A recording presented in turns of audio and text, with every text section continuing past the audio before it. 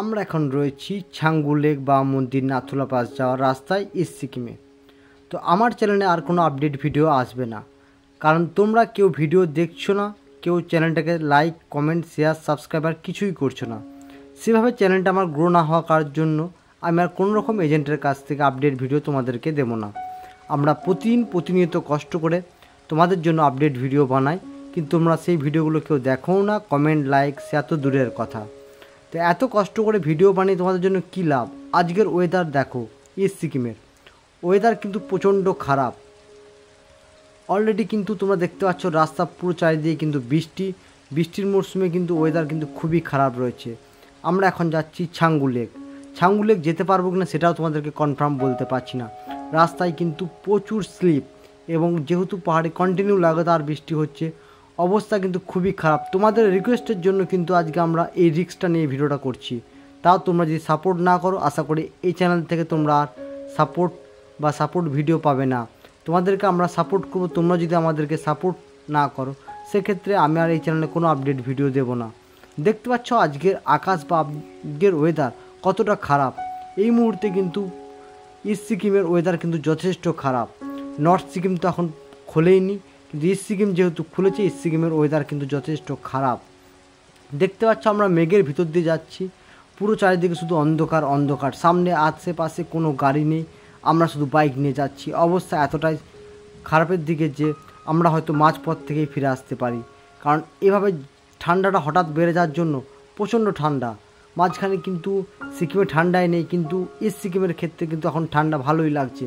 একটা দুটো গাড়ি আমরা দেখতে পাচ্ছি বৃষ্টির মধ্যে, বাকি কিন্তু চারিপাশে শুধু ধোঁয়া, শুধু কুয়াশার মতন ভাব চারিদিকে। এতটাই খারাপ পরিস্থিতি ইস্ট সিকিমের, বলে হয়তো তোমাদেরকে বোঝাতে পারবো না। রাস্তা হয়তো ভালো, বাট এই যে বৃষ্টি, এটা কিন্তু খুব বিরক্তিকর। বুঝতেই পারছো, বৃষ্টির মধ্যে বাইক চালানো খুবই কষ্ট। তাও আমরা তোমাদের জন্য কিন্তু এই ভিডিওগুলো বা এই রিস্কগুলো নিচ্ছি।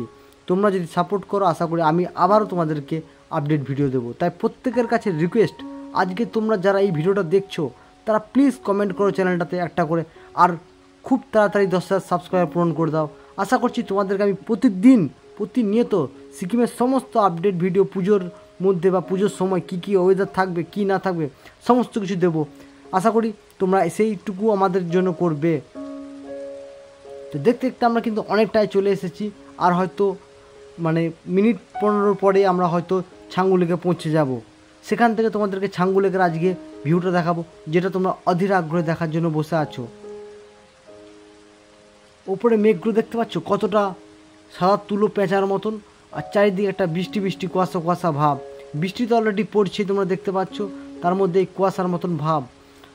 ভিজিবিলিটি অনেকটাই কম, কিছু জায়গায় পুরো অন্ধকার।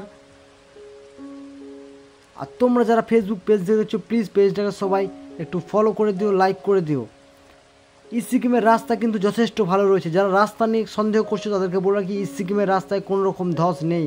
ইস্ট সিকিমের রাস্তা পুরোপুরিভাবে খোলা আছে, শুধুমাত্র ওয়েদারটা হচ্ছে খারাপ। NH10টা হচ্ছে আসতে একটু প্রবলেম হচ্ছে। বাকি তুমি যদি গ্যাংটক পৌঁছে যাও, গ্যাংটক থেকে ইস্ট সিকিম যাওয়া বা জুলুক যাওয়া কিন্তু কোনো প্রবলেমই হবে না, বা জিগজ্যাগ রোড যাওয়া কিন্তু কোনো প্রবলেমই হবে না। রাস্তা কিন্তু পুরো মাখনের মতন।